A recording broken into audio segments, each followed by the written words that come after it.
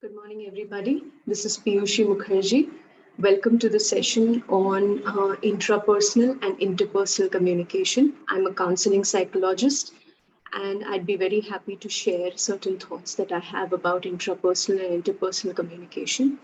Before we deep dive into this, I would want you to know what the meaning of communication is.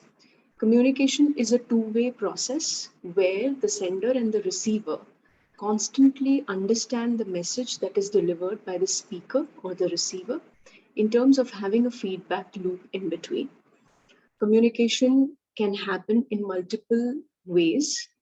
One is verbal, the other is non-verbal, the third are gestures. There are fourth aspect of paralanguage also, which seem to be an important part of communication. I'm sure this part is covered. When we talk about intra and interpersonal communication, what's the difference? We shall deep dive into it in terms of a PowerPoint presentation also. However, just to give you a brief about it, intrapersonal communication is the kind of communication that we have within ourselves, inside of us, in our head, the way we communicate with ourselves on an everyday basis. What is that little voice in your head? How does it communicate with you? How does it talk to you? Is it something which builds your self-esteem, builds your confidence or not? There is another aspect to intrapersonal communication. It is also about the self-talk, which we will be looking at when we go through the PowerPoint presentation.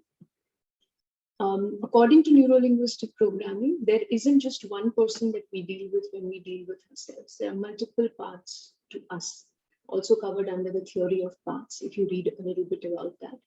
Theory of parts actually talks about that there are multiple aspects in ourselves which get formed eventually while we grow up, depending on different life stages.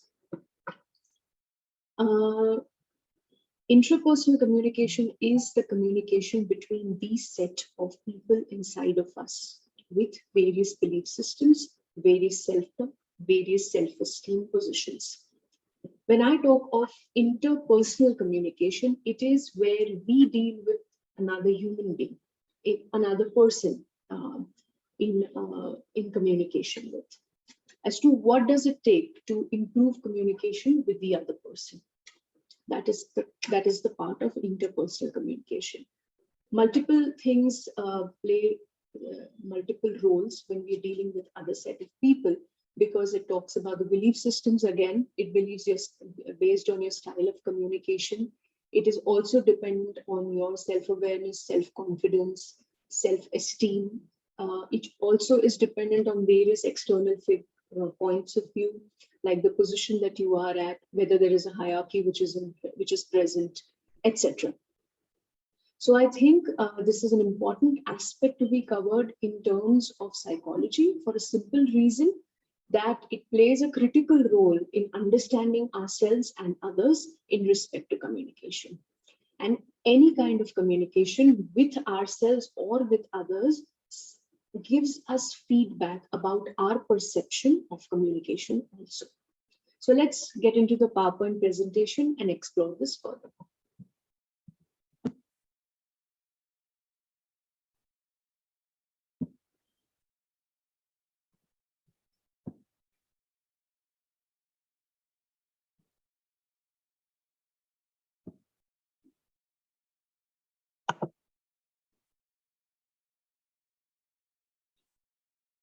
So welcome to the interpersonal communication skills.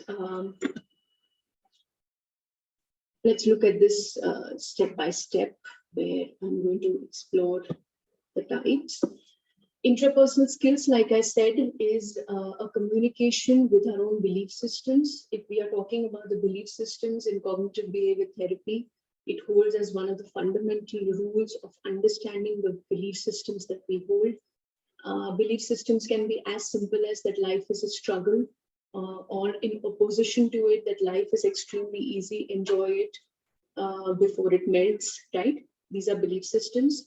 The value, when I talk of value, what kind of value do I hold most close to? Is it relationships, which is more important as a value to me? And what is my value with money? So that also decides my value in hierarchy for different things in life. Self-talk.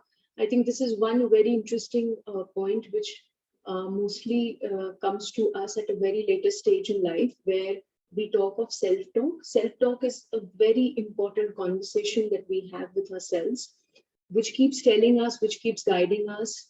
Without our knowledge, it can be critical, it can be loving, it can be gentle, sometimes it can be extremely authoritarian.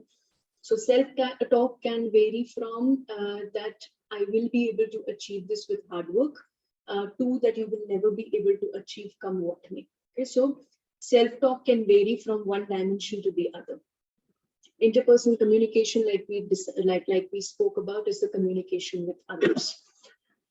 Now, this is a very interesting point, because I want you to understand that there is a cycle that is existent when we talk of various challenges in life, as to what decides the beliefs, the values, and the self-talk in an individual that gets built eventually over a period of one's life. So I think this is critical to understand, for a simple reason that we are shaped because of the struggles that we face in our life. When I say that we are shaped by the struggles in our life, it also means challenges of life that we face. It is important that since a very, very young age, we are consistently growing up with challenges. So let's say, for example, when we're born in a family, the kind of conversation that whether we are the firstborn, secondborn, thirdborn in the family, the kind of respect, love, attention that we get from our immediate significant others like our father, mother, or if we live in a joint community, from our grandparents, uncles, aunts. As you grow from there, you start belonging to a community where you start going to a school or a local community for education. The kind of focus that the teachers have on you, the friend circle that you build, what kind of role do you play within a group of people or with certain set of people. As you grow, whether do you have a social standing in sports or academics. So these are various places where we are brought face to face with various challenges. Based on this, based on the conversation of our significant others, which decides what is the self-talk that we build with ourselves eventually and over a period of time. I think self-talk also comes from a perspective as to how many times were we told that we are loved, that we are cared for, that we are safe, that there is nothing to worry, that everything would be fine, that the challenges are a part of life. That also shapes our self-talk. The communication that our parents have had with us, our significant others, can include our teachers, sometimes it can include our siblings, sometimes it can include our very, very close friends, sometimes our mentors, everybody for that matter. What kind of our self-talk comes from that position. Very interestingly, our self-talk also decides the kind of self-esteem that we have. When we tell ourselves that I will be able to do this, there is a sense of confidence and sense of awareness that we are aware of. And it becomes easier for us to go on with life, knowing that everything that you have the power to be able to conquer anything if you set your heart and your intention on it. Self-esteem can take a major breakthrough can take a major breakdown, especially when somebody distrusts you, when somebody labels you, when you have had traumatic life experiences, when you feel you're not enough, when you feel that you're not equipped or skilled enough to deal with challenges in your life. That is when self-esteem takes a major blow. Our self-esteem also decides our attitude. Very interestingly, attitude is a representation in a form of behavior. Okay, so whatever our thoughts are, when they get converted into a particular behavior in front of a crowd of people, they perceive it as an attitude that a person. So that's why you'll say, oh, that person has a lot of attitude, wouldn't talk to me, thinks too much of themselves, or oh, that person has a very friendly approach, very helpful, will go out of the way to help and support. So this is a kind of attitude which gets demonstrated in terms of other. You have to understand that self-talk and self-esteem is an internal conversation, which affects intrapersonal communication in multiple ways, and also is a precursor to interpersonal communication when it is with others. So here, this is the domain when that attitude towards self and life and others gets formed. Okay.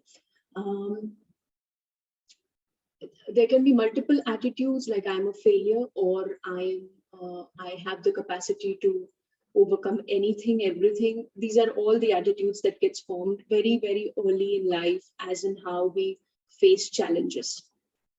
The moment we recognize that we have a certain kind of attitude towards a particular thing, the moment it is brought to our notice by somebody significant, I think it makes a lot of difference, because that is when we start taking conscious efforts to either alter it or maintain it. Okay? If it is serving you, we want to put in efforts to maintain it. But if it is working against us, we want to make efforts to discontinue it on an everyday basis, based on the feedback that we receive about ourselves and based on the choices that we make.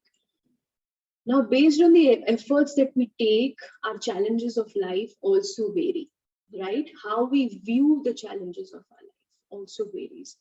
We have all generally just been through a major pandemic phase where we have seen loss of life, loss of property, loss of salary, loss of cohabitation with other set of people in our families. If all these efforts have led to challenges in life, like where we have lost hope, or had a conversation that this is what life is unfair, again, the kind of self-talk and the attitude that we develop with ourselves changes the kind of approach that we have towards challenges of life. So I think one of the critical things in intra and intrapersonal communication is the conversation that we have based on various life events that we have with ourselves.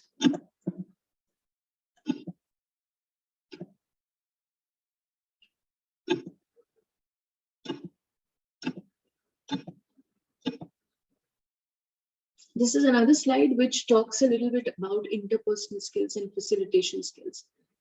Now, in professions like being a counselor, or being a therapist, being a doctor, nurse, salesman, marketing person, somebody, a teacher, a professor, every one of us in multiple ways have to develop good interpersonal skills or facilitation skills, for a simple reason that we are dealing with people, and dealing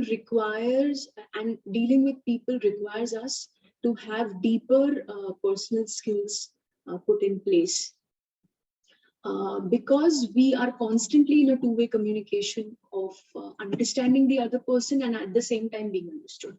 So listening, language and communication, questioning, using feedback as a method of understanding each other, and conflict handling are very, very important interpersonal skills that we need to keep with ourselves as handy points to deal with other set of people.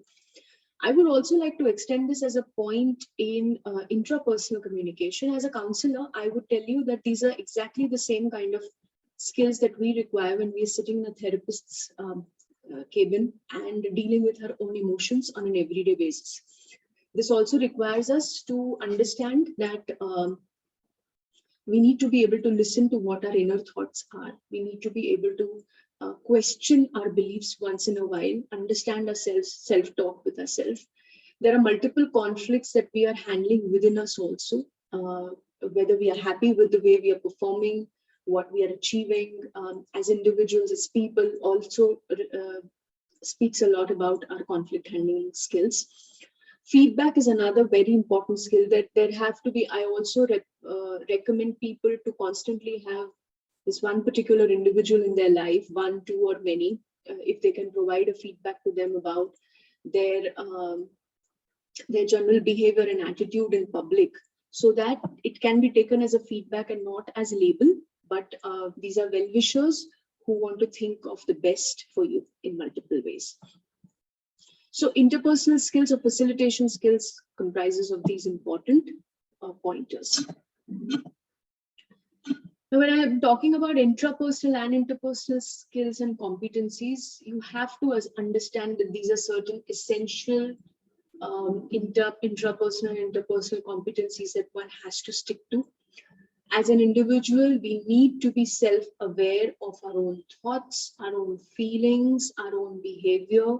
We need to be in touch with that inner voice. Extremely important if you want to build deeper competencies in interpersonal skills. Control over here would mean of emotions, of thoughts. When I say control, I would not use it as a barricade or as a limiting factor, but I would rather talk about it as understanding or keeping it under your check. Okay. When I say check, it is about understanding that sometimes certain emotions or certain words, when used excessively, can have a different impact on somebody else. So keeping a check on certain behavior, attitude, language, or emotions. Motivation. As an individual, when you are dealing with people, there has to be a tone of motivation and a form of providing that kind of platform for that individual to showcase their talent. Extremely important, acknowledging the interests of subordinates. When I say subordinates or when I say interest of subordinates, I'm also talking about observing as an individual as to what is it that my subordinate has done, which has proved to be beneficial for the group in general, for each one of us in general. So acknowledging that I'm very happy that this has come from you, and I think that is a very important virtue to hold on to and move on. Communication skills, nonetheless, is the most essential component of intrapersonal and interpersonal competencies to be developed. When I say competencies, I mean from, let's say, from a scale of 1 being the least to 5 being the most. So if today I recognize about myself that my intrapersonal communication is somewhere at score of 2, means my self-esteem, my confidence, etc. is low. And if I want to reach up to 5, what will I have to do? These are certain aspects that I will have to work upon. So like we said, looking at challenging life situations, looking at the self-talk, looking at self-awareness, looking at your attitude will help you to develop your intrapersonal skills. When we talk about interpersonal skills, what does it mean when we want to develop a competency? If on a scale of 1 to 5, where 5 is the maximum, if I'm at 2, what will it take me to reach 5 or 4? Okay, so in interpersonal skills, these are certain aspects which will have to be taken into consideration. Become a little more self-aware of the individual who's standing in front of you. Be in control of your language, your emotions. Are you motivating your team more? Is there interest shown in acknowledging subordinates, and are you using your communication skills to the optimum? These are essential competencies that have to be developed. If you work on these, your communication and interpersonal skills will dramatically improve. Now, what do we do to develop IP skills? Now, skills are tools. Tools are generally used as a method to alter interpersonal skills with each other and developing it. A very important aspect of interpersonal skills is developing assertiveness. Assertiveness is something which can only be developed if you have a good relationship with your own self. And when you can voice out your own inner feelings in an appropriate, controlled manner in front of somebody else. There are multiple forms of communication, again, which we can dwell into later on. I'm sure that will be addressed in later sessions with you, of aggressive, assertive skills, then completely, so opposite of assertive will be passive aggressive skills. These are certain forms of skills in communication, within communication, when people used to interact with each other. So I think developing assertiveness is somewhere finding that right kind of balance between being quiet or being aggressive, finding the right kind of words to assertively put language in front, or what you think and feel in front of other people, because it's all about conflict resolution when it comes to people. Accepting responsibility. I think this is extremely important because communication is a two-way process, and if it has failed, with somebody in communication with you, one needs to know that we are equal participant in the failure. I am 50% responsible for the failure in communication here. So I think accepting responsibility is completely important. Managing conflict. Life is full of conflict. There is no way to escape conflict. There is no way to run away from conflict. There is no way to push it under the carpet. Okay, conflict is an everyday visitor in our life. Managing is the only right way that we can address it. When I say managing conflict, I also mean that in multiple ways to not let conflict overpower our lives. Sometimes having it in front of us, dealing with it, understanding its components, spending some time or conflict resolution can be used as a part of skill to resolve it. Now, managing conflict can be looked at in multiple ways. One is avoiding, that there is no conflict at all. Koi conflict hai nahi, that is avoiding. Accommodating, okay, there is conflict, you don't agree, fine, come inside and let's just kind of, I accommodate the conflict. You don't get along with me, I don't get along with you. We will try and maintain ourselves in two different teams and try and solve the problem. Competing or forcing, okay, now you don't get along with me, what I'm going to do is I'm going to compete with you and prove you wrong. That is forcing or competing. Collaborating, now this is a very important word as far as interpersonal skills goes. When we say collaborating is a very deep science in itself. Collaborating is not just on the face of it, but understanding the premises of the other person, taking into consideration the value system of the person, taking into consideration what could be the point of conflict for that person with respect to you. So hence collaborating involves being assertive, taking responsibility, understanding your own self-talk, your own values, understanding other person's values, self-talk, assertiveness, and whether that person has, sometimes the other person might not even take responsibility. So how do you creatively collaborate with this person even in times of conflict? That is developing interpersonal skills. Sometimes it's also about compromise. Who does not compromise, right? Every relationship, however close it is, of parent and a child, right up to siblings, to partners, compromise is a given at multiple levels, where compromise is also a way of collaborating, of giving a leeway to somebody to stretch with their value system into our zone of working. So those were the skills in interpersonal skills that were essential. Now, this is a very, very interesting concept which we will be walking into. One of the very powerful interpersonal communication skills that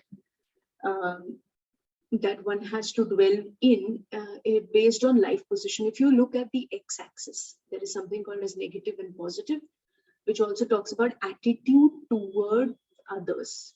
Okay, attitude towards others. And on the y-axis, the vertical line talks about attitude towards oneself. And it's so beautiful. I think this is one model which we go into naturally and easily drift into it for a simple reason that it's so important to understand its depth. If you look at the positive and the negative, let's look at the positive and the negative aspect. The left-hand side top talks about positive attitude towards oneself and negative attitude towards others, which talks about I am okay, you are not okay. Now, a lot of us have witnessed this position in our lives where we are talking of situations where I don't recognize that the other person also has a perspective. So I just come down to a thing that, I am right here, but something is wrong with your perspective. When we communicate this in an interpersonal skill, it becomes I am okay, you are not okay. Let's move at the skill of the left-hand side bottom left, that is negative attitude towards oneself and attitude towards others. This says I am not okay and you are also not okay. This is like a lose-lose conversation that हाँ तुमसे भी नहीं होगा, हमसे भी नहीं होगा, let's give this project to somebody else. You also are worthless, I'm also worthless. So it is a fail kind of a situation. So this kind of attitude towards others and towards oneself can be very, very debilitating, can be very negative, can put us down and others down also. Can be extremely, can have hold a lot of negative perspective. Instead, let's look at the right hand side. Right quadrants, top quadrant says, I am okay, you are okay. Now, this is an ideal position to be at. When I'm talking about this particular position, my attitude towards oneself is positive and my attitude towards others is also positive. But let me look at it in a particular way, okay? So this should be the aim of interpersonal communication, that I want to come to it, Baba, with my own challenges, my own life situations, I am also okay wherever I am, and you are also okay wherever you are, okay? And this requires a lot of effort in collaborative methods, taking responsibility, being assertive, opening lines of communication, verbal, non-verbal, of all sorts, okay? Extremely important. And then there is attitude towards others, which is positive, and attitude towards oneself, which is negative, which is like, I am not okay, but you are okay. Okay, now this is like a self failure. It's like an attack on oneself, that Baba, I am useless, I am worthless, but you are always right, and this does not happen, and I am not in the right place in life right now, and I think you only lead through this, etc. So it's like giving into a position of complete submission by saying that mujhse kuch nahi hoga, you take the lead. Okay, so this is also importantly not the right form of communication style. That's why in life we will come across this multiple times. Okay, and this is completely from your perspective. So this can be a perspective of somebody else also, right? But it fits in one of the four quadrants. I am okay, you are okay. I am okay, you are not okay. I am not okay, but you are okay. You are also not okay, I'm also not okay. So these are the four important quadrants that we are talking about.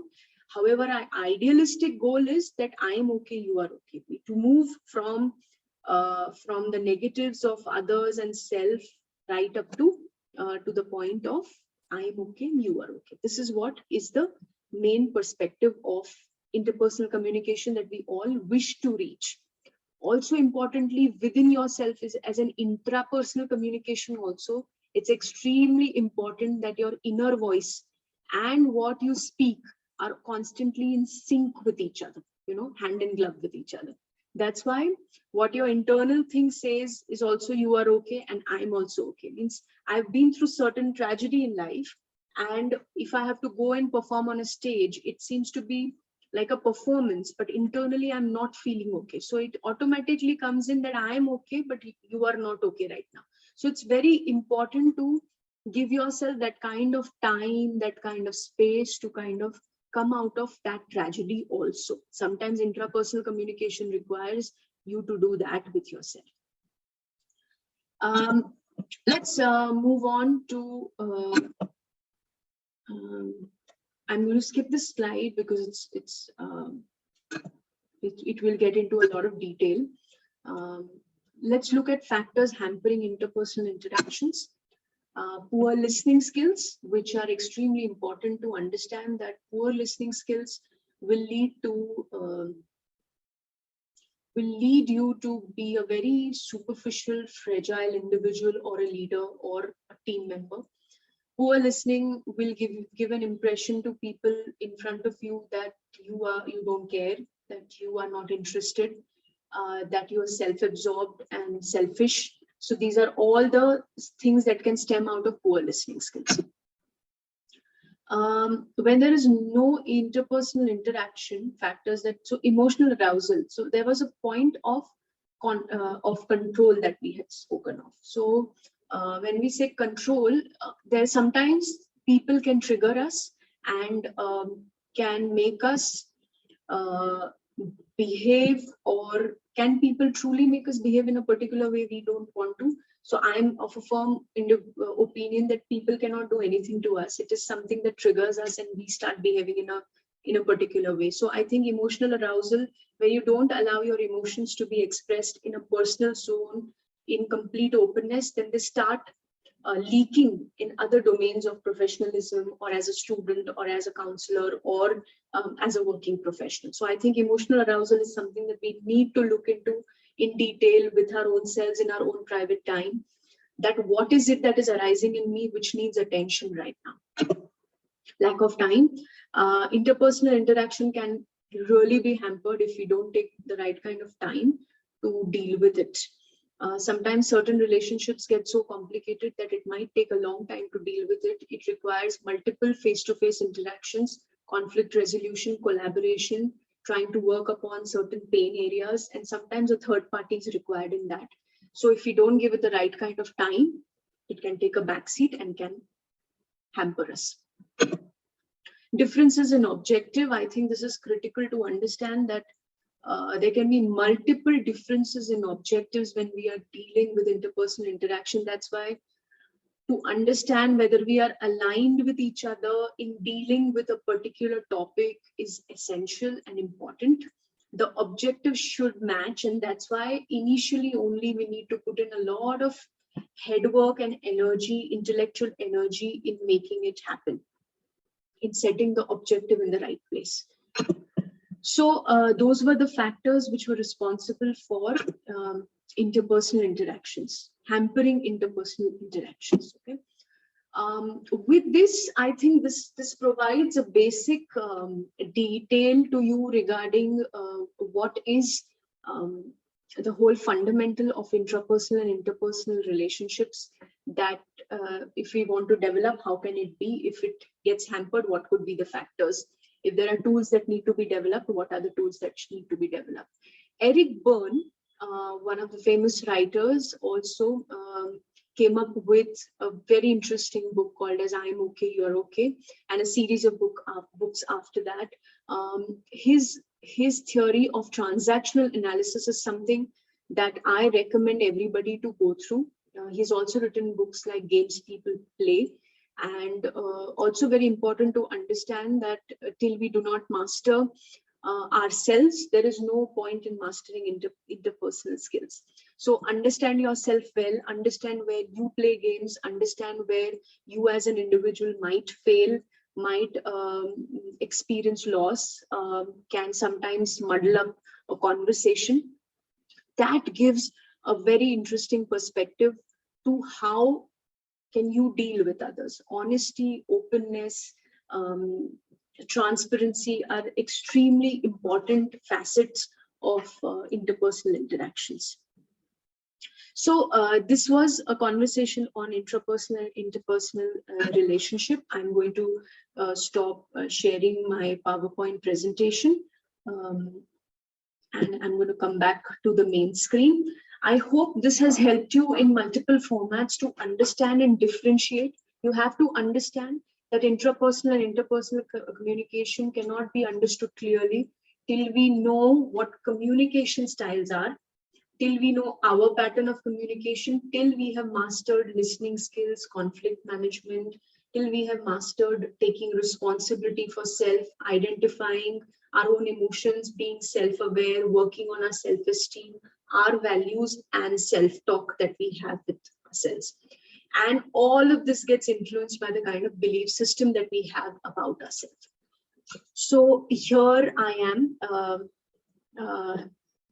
coming to an end to it, in conclusion, that intra and interpersonal communication skills is something that does not require, that does not have an age bar or hierarchical bar.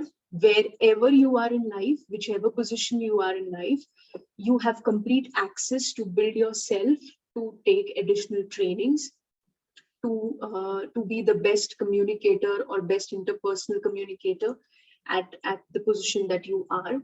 These are certain skills, these are life skills, and these can be developed at any given point in life.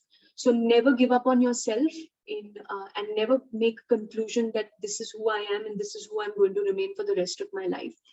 If it requires you to put in additional efforts, additional time, don't hesitate to take the right steps in achieving it. Thank you so much. I hope this video was useful to you, and wishing you all the very best, taking your leave. Goodbye.